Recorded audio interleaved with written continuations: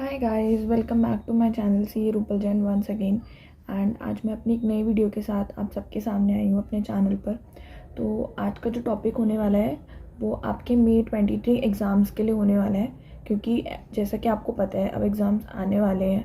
Only 2.5 months are left. तो मैं आपको ये बताऊँगी कि इस पॉइंट ऑफ टाइम पर आपको बोथ ग्रुप्स देने चाहिए या सिंगल ग्रुप। मेरे पास काफ़ी सारे मैसेजेस आ रहे हैं कि हमने क्या करा है, कोचिंग ले ली है बट हमारी प्रिपरेशन कंप्लीट नहीं हुई है, या फिर हमने सेल्फ स्टडी कंप्लीट नहीं कर पाए हम लोग। तो अब हम क्या करें, हमें उस ग्रुप के लिए जाना चाहिए या किसी पर्टिकुलर सब्जेक्ट के लिए हमें अटेम्प्ट करना चाहिए पेपर या नहीं करना चाहिए। तो आज ये सब कुछ मैं आपको डिटेल में बताऊंगी, तो वीडियो को एंड तक देखना। और अगर मेरी वीडियो आप लोगों को पसंद आती है तो प्लीज़ मेरे चैनल को सब्सक्राइब कर लेना और लाइक करना मेरी वीडियोस को। और अगर आपकी कोई भी क्वेरी है, कोई भी डाउट है तो प्लीज़ कमेंट में मेंशन करना, मैं उसका ज़रूर रिप्लाई करने का ट्राई करूँगी। ओके, सो नाउ अब जो फर्स्ट थिंग आती है कि हमें डिसाइड कैसे करना है कि बोथ ग्रुप्स और सिंगल ग्रुप। तो सबसे पहले तो आप लोग ये देखो कि आप लोगों की कितनी प्रिपरेशन है।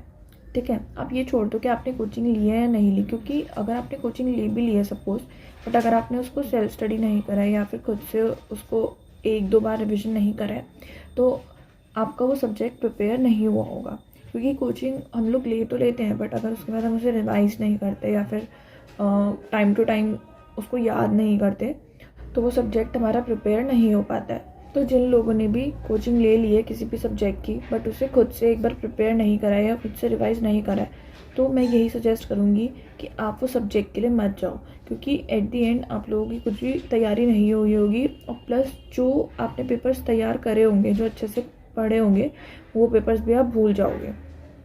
ठीक है, अब दूसरी सिचुएशन आती है कि सपोज़ आपकी कोचिंग भी हो चुकी है प्लस आपने रिवाइज़ भी कर लिया, बस आपको ये लग रहा है कि यार बोथ ग्रुप्स अगर मैं दूंगा या बोथ ग्रुप्स अगर मैं दूंगी और वो सपोज़ क्लियर नहीं हुए तो क्या होगा।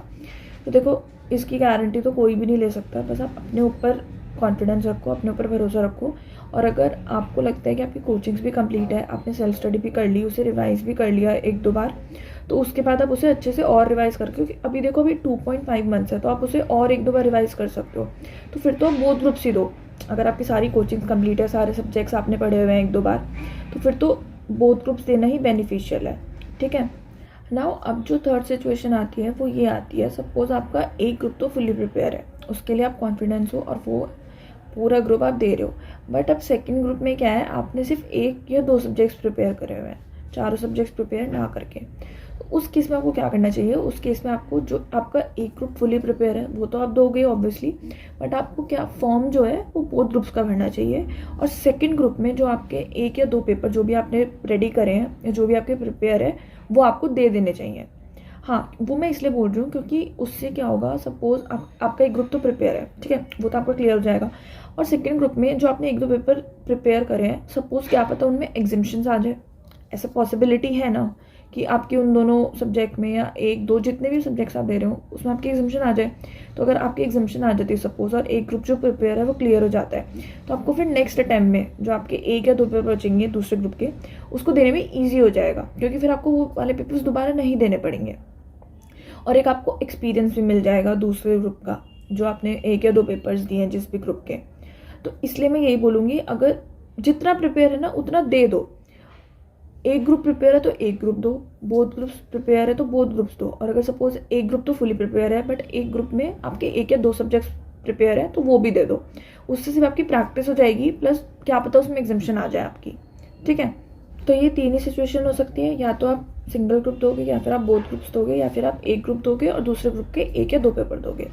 ठीक है, तो आप इस तरीके से डिसाइड कर सकते हो। और ये मैं इसलिए बोल रही हूँ ये चीज़ क्योंकि अभी 2.5 मंथ्स बचे हुए हैं, तो आपके पास अभी टाइम भी है।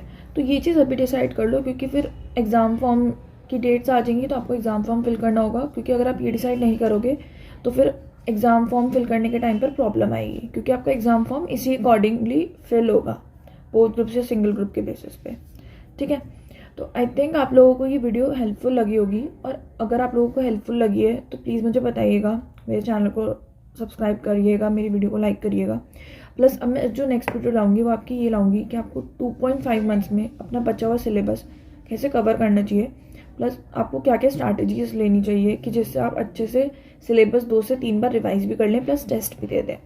ठीक है, तो आज के लिए इतना ही। All the best, thank you, bye.